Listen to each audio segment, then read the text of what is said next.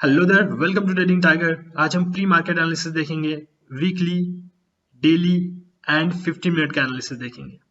और जो हमने कल ट्रेड किए थे उसका एक लॉजिक भी थोड़ा सा यहाँ पे मैं बताऊंगा ताकि आपको पता चले। लाइव ट्रेड मैंने करने की कोशिश की थी लेकिन पता नहीं लैपटॉप बंद हो चुका था, इसके कारण जो लाइव ट्रेड्स है मैं पोस्ट नहीं कर पाया। जब भी इसके बाद लाइव ट्रेड्स करूंगा वो यहाँ पे जरूर पोस्ट करूंगा यूट्यूब पे। तो चलिए लेवल्स को देखते हैं, किस तरीके से हमने लेवल्स बनाए थे और किस तरीके से आज लेवल्स बन रहे हैं। तो सबसे पहले तो आपको लेवल्स जब बनाते हो आप तो ये देखना है कि मार्केट किसी रेंज में तो फंसा हुआ नहीं है। तो सबसे पहले जो रेंज बनती है यहाँ पे और एक यहाँ पे, इस रेंज को अब तक मार्केट ने काटा नहीं है। ये जो रेंज बन रही है वो मैं बता देता हूँ आपको, 43,600 की ऊपर की तरफ लेवल बन रही है और नीचे की तरफ जो लेवल बन रही है 41,600। तो नियरली 2000 पॉइंट का डिफरेंस है। 2000 पॉइंट में मार्केट जो है मूव कर रहा है। क्यों कर रहा है? क्योंकि ये जो रेड कैंडल बनाई थी आज तक उसने इस रेड कैंडल को क्रॉस नहीं किया है। 1, 2, 3, 4 और 5वां वीक चल रहा है, अब तक इस रेड कैंडल को मार्केट क्रॉस नहीं कर पाया है। तो इसके कारण मार्केट इस रेंज में फंसा हुआ है, लेकिन इसमें भी छोटी छोटी ब्रेकआउट्स मार्केट दे रहा है। तो जैसे कि जो ये लेवल बताई थी हमने, ये तो आपने मार्क कर ली होगी, ये भी मार्क कर ली होगी। दोबारा मैं इसको बता देता हूँ। This level was 41,600 and this level is 43,600 वाला लेवल था। अभी जो मार्केट बीच में फंसा हुआ था तो वो ये रेंज थी। इस रेंज को हम बोल सकते हैं 42,720। इस रेंज को हमने कल भी दिया था, इससे प्रॉफिट भी बनाए थे हमने, क्योंकि मार्केट इस रेंज के ऊपर खुला था। मार्केट इस रेंज में फंसा हुआ था। 42,720 का रेजिस्टेंस अच्छे से वर्क कर रहा था। इसको हम R1 बोलेंगे, इसको R2 बोलते थे। ओके, लेकिन अभी इसको R1 बोलने की कोई जरूरत है नहीं क्योंकि ये रेजिस्टेंस ब्रेक हो चुका है। इसको सपोर्ट बोल सकते हैं S1। ओके, अभी ये सपोर्ट बन चुका है S1 और ये हो जाएगा हमारा S2। लेकिन यहाँ पे हमको S2 यहाँ पे भी मिल जाएगा, 41,900 का S2 लेवल भी हमको यहाँ पे मिलता है। और फिर ये बनेगा S3 41,600। अगर समझ में नहीं आया होगा तो दोबारा मैं आपको बता देता हूँ कि ये बन जाएगा अभी S1। ओके, 41,900 वाला लेवल बन जाएगा हमारे लिए S2 एंड जो 41,600 है वो लेवल बन जाएगा हमारे लिए S3। ओके, तो सपोर्ट हो गया हमारे पास 3।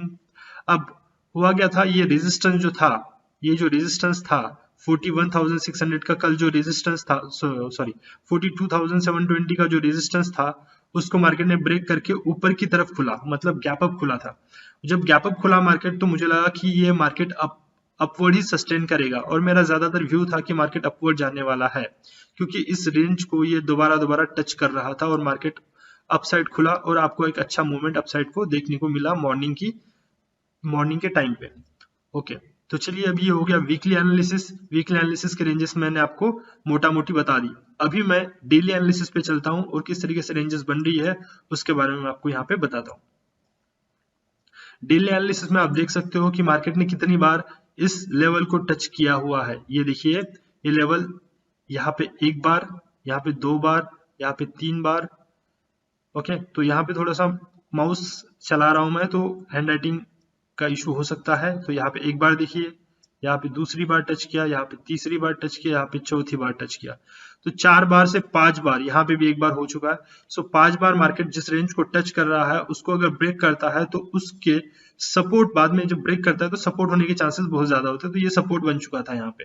फिर मार्केट ऊपर की साइड में मैंने डिसाइड किया कि ऊपर की साइड जा सकता है, तो फिर मैंने मार्केट में ऊपर की साइड में पोजीशंस बनाई थी। ओके, तो इस तरीके से आपको मार्केट में रहना है। नीचे की साइड में अभी भी ये रेंज बरकरार है, ये है 41,600 की।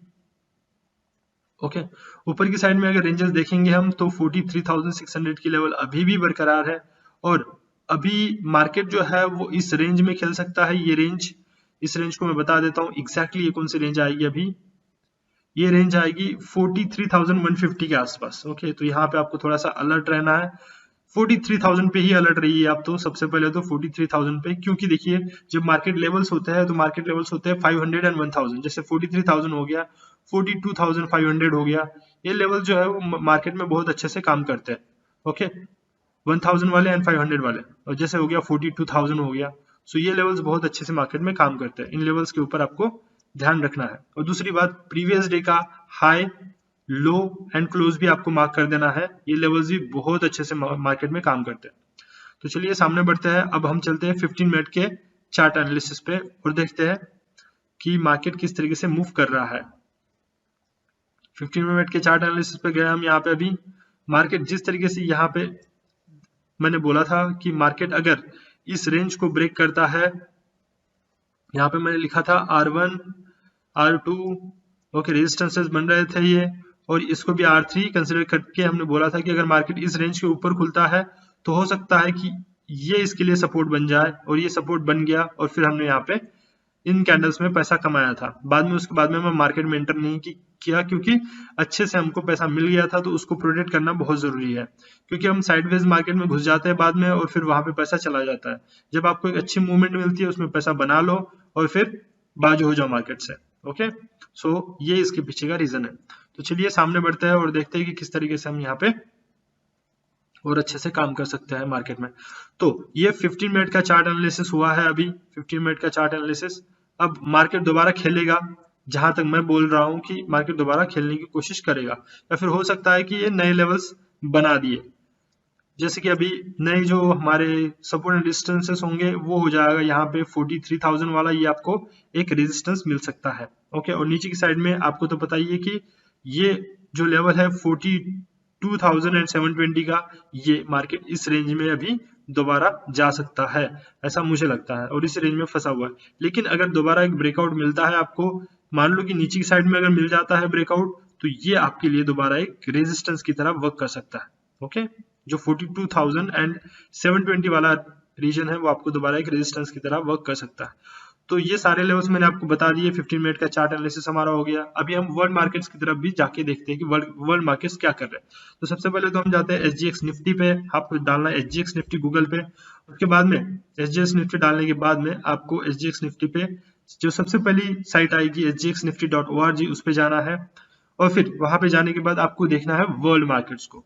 तो यहाँ पे देखिए SGX निफ्टी जो है, मतलब सिंगापुर का जो निफ्टी है वो 81% पॉजिटिव है, मतलब 81 पॉइंट पॉजिटिव है, और परसेंटेज चेंज 0.45% है। ओके, तो सामने बढ़ते हैं और यहाँ पे वर्ल्ड मार्केट्स की तरफ थोड़ा सा रुख मोड़ते हैं, इसको क्लोज कर देते हैं। वर्ल्ड मार्केट्स देखिए सारे के सारे यहाँ पे आपको पॉजिटिव नजर आ रहे होंगे। डाउ जोन्स पॉजिटिव है, उसके बाद में S&P भी पॉजिटिव है। ओके, डाउ जोन्स पॉजिटिव है 0.76%, S&P 1.19%, ये दोनों भी यूएसए के स्टॉक मार्केट्स है, okay, United states of America के।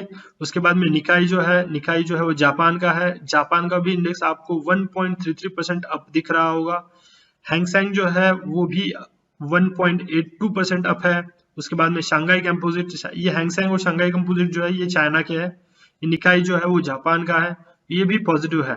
ओके, इसका मतलब एशियन मार्केट्स भी आपको पॉजिटिव नजर आ रहे हैं यहाँ पे। ओके, उसके बाद में यूएसडी आईएनआर का जो पेयर है वो पॉजिटिव है, जो कि हमारे लिए निगेटिव साइन रखता है। यूएसडी आईएनआर का पेयर पॉजिटिव होने के बावजूद भी हमारे लिए निगेटिव रखता है, लेकिन इतना कुछ खास है नहीं, 0.01%, तो इतना कुछ इफेक्ट नहीं करेगा। ये जब पॉजिटिव होता है तो हमारे अगेंस्ट में जाता है, ये ध्यान रखिएगा।